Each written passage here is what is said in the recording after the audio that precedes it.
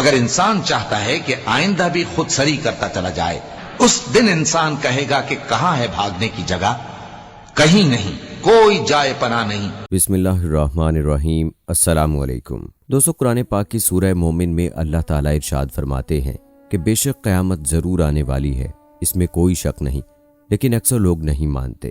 دوستو، قیامت عربی زبان کا لفظ ہے جس کے لغوی معنی کھڑا کرنے کے ہیں، یعنی مردوں کو قبروں سے کھڑا کرنا، یعنی دوبارہ زندگی لوٹانا۔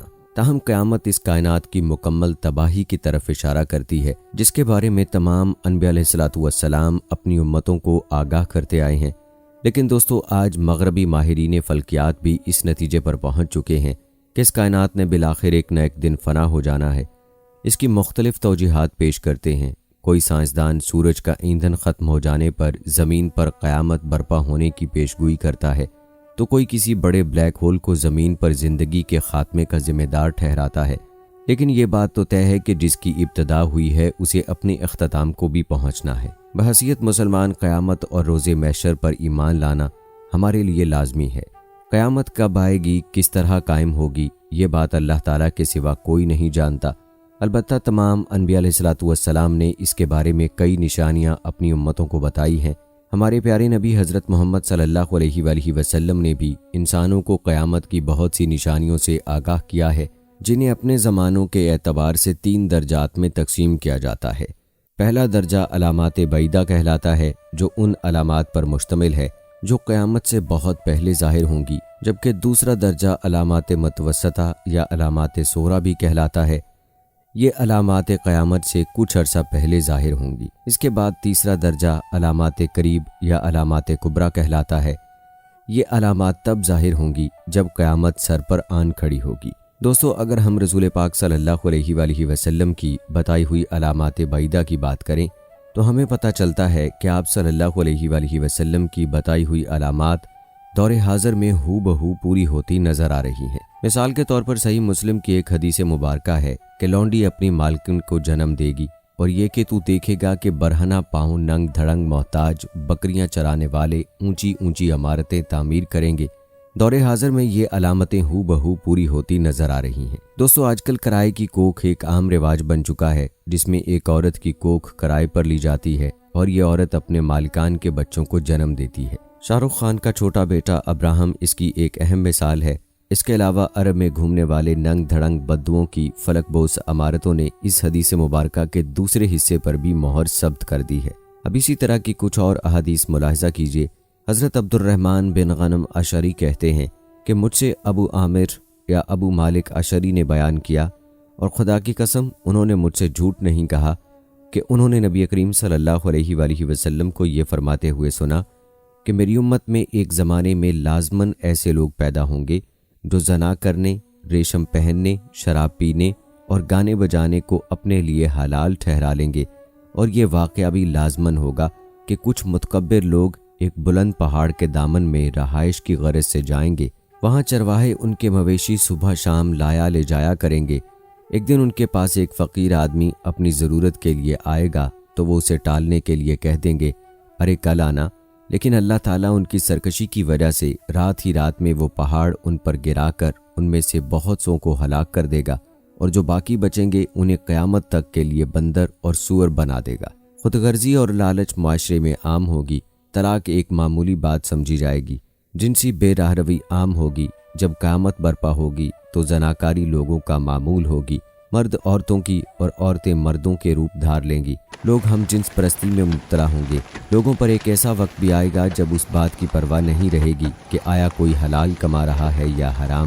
حضرت انس رضی اللہ تعالی عنہ سے روایت ہے کہ حضرت محمد صلی اللہ علیہ وآلہ وسلم نے فرمایا کہ قیامت تب تک قائم نہ ہوگی جب تک زمانے آپس میں قریب نہ ہو جائیں۔ پس سال مہینے کے برابر ہو جائے گا، اور مہینہ ہفتے کے برابر، ہفتہ دن کے برابر، دن گھنٹے کے برابر، اور گھنٹہ ایک چنگاری کی طرح جو چمک کر فوراً بجھ جاتی ہے۔ دوستو، آج دنیا کا ہر آدمی وقت کی کمی اور اس کے جلد گزر جانے کی شکایت کرتا ہے، جو قیامت کی اس علامت کے پورا ہو جانے کی ایک واضح دلیل ہے۔ دوستو، قیامت کا آنا ایک یقینی امر ہے، اور ہم مسلمان اس بات پر ایمان رکھتے ہیں کہ یہ کائنات اللہ تعالیٰ نے خاص مقصد کے لیے بنائی ہے اور انسان کو اشرف المخلوقات بنا کر بھیجا۔ تاکہ وہ اچھے اعمال بجا لائیں۔ یہ بات سائنسی نظریات کے مطابق یوں ہی ہے اور اتفاق سے وجود میں نہیں آئی۔ پھر اچھے اعمال کی جزا کے لیے یا برے اعمال کی سزا کے لیے ایک یوم حساب ہونا بھی لازم ہے۔ کیا انسانوں کو اس دنیا میں ایسے ہی بھیج دیا جاتا کہ وہ نیک اعمال کرتے اور جو دل کھول کر نافرمانی کرتے انہیں ان کی جزا و سزا سے محروم کر دیا جائے؟ یقیناً نہیں، اور یہ اللہ تعالیٰ کی صفت عادل اور منصف کے خلاف بات ہے۔ اور چونکہ یہ دنیا امتحان گاہ بنائی گئی، اس میں یہ بھی ممکن نہیں کہ رزلٹ کا اعلان کمرہ امتحان میں ہی کر دیا جائے۔ روئے زمین پر جو کچھ ہے ہم نے اسے زمین کی رونق کے باعث بنایا کہ ہم انہیں آزما لیں کہ ان میں سے کون نیک اعمال والا ہے۔ اس پر جو کچھ ہے ہم اسے ایک ہموار صاف میدان کر ڈالنے والے ہیں۔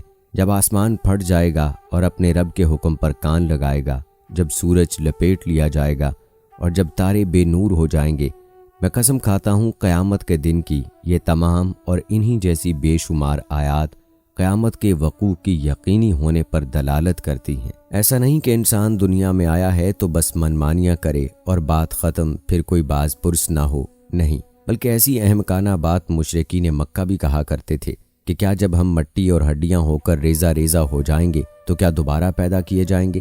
سورہ بنی اسرائیل میں اللہ تعالیٰ نے فرمایا، ہاں، خواہ پتھر یا لکڑی یا تمہارے خیال میں اس سے بھی کوئی سخت چیز ہو جاؤ۔ قرآن مجید اور نبی اکرم صلی اللہ علیہ وآلہ وسلم نے ہمیں قیامت، اس کی علامات صغرا و کبرا اور دیگر فتنوں سے آگاہ کیا ہے۔ رسول پاک صلی اللہ علیہ وآلہ وسلم نے فرمایا کہ میں اور قیامت ایسے بھیجے گئے جیسے شہادت والی انگلی اور درمیانی انگلی ایک دوسرے کے قریب ہیں، یعنی آپ صلی اللہ علیہ وآلہ وسلم خاتم النبیین ہیں، مسلمان آخری امت ہیں، اور اس کے بعد قیامت کا وقت قریب ہی قریب ہے۔ سورہ انبیاء میں اللہ تعالیٰ فرماتے ہیں، لوگوں کے حساب کا وقت قریب آ گیا اور وہ غفلت میں منہ موڑے ہوئے ہیں۔ اسی طرح سورہ احزاب میں اللہ تعالیٰ فرماتے ہیں، وہ آپ سے قیامت کے بارے میں پوچھتے ہیں، آپ صلی اللہ علیہ وآلہ وسلم کہہ دیجئے کہ اس کا علم اللہ ہی کو ہے، اور آپ کو کیا خبر، ممکن ہے کہ وہ بہت ہی قریب ہو، لیکن قیامت سے پہلے ان نشانیوں اور علامات کے ظہور ہونے میں کوئی شک نہیں جو رسول اللہ صلی اللہ علیہ وآلہ وسلم نے اپنی زبان مبارک سے ہمیں بتائیں۔ حضرت ابو ہریرہ رضی اللہ تعالی عنہ سے روایت ہے کہ رسول اللہ صلی اللہ علیہ وآلہ وسلم نے فرمایا، ان فتنوں سے پہلے جلدی جلدی نیک کام کر لو جو اندھیری رات کے ٹکڑوں کی طرح ہوں گی۔ آدمی صبح مومن ہوگا اور شام میں کافر، یا شام میں مومن ہوگا اور صبح میں کافر، اور انسان دنیاوی ساز و سامان کے بدلے میں اپنا دین فروخت کر دے گا۔ یہ بات آج ظاہر ہے کہ لوگ دنیاوی مال و متاع کے پیچھے ہر چیز لوٹا دینے کو تیار ہیں، اور ان کے ہر کام کا محور و مرکز دنیاوی ساز و سامان ہی ہوتا ہے۔ اس معاملے میں بھی دیکھ لیا جائے، اکثریت کا یہی حال ہے۔ رشتے اور تعلق داریاں ہوں، مال و زر کے حصول کے لیے اوپر سے اوپر اور آگے سے آگے ہی نظر جاتی ہے۔ رسول اللہ صلی اللہ علیہ وآلہ وسلم نے فرمایا، ہر امت کے لیے ایک فتنہ ہے، اور میری امت کا فتنہ مال ہے۔ رسول اللہ صلی اللہ علیہ وآلہ وسلم نے فرمایا کہ اگر ابن آدم کے پاس مال کی 2 وادیاں ہوں تو وہ تیسری کا خواہش مند ہوگا۔ اسی طرح عالمی سطح پر بھی دیکھا جائے تو وہاں بھی مختلف قوموں اور ملکوں کے درمیان معاشی کشمکش جاری رہتی ہے، اور ایک دوسرے کو نیچا دکھانے اور نقصان پہنچانے کی سازشیں کی جاتی ہیں۔ تو دوستوں، امید کرتے ہیں کہ ہماری آج کی قیامت کی نشانیوں کے حوالے سے یہ ویڈیو آپ کو پسند آئی ہوگی۔ اپنی رائے کا اظہار کمنٹ باکس میں لازمی کیجیے گا۔ مجھے اگلی ویڈیو تک اجازت دیں۔ فی امان اللہ۔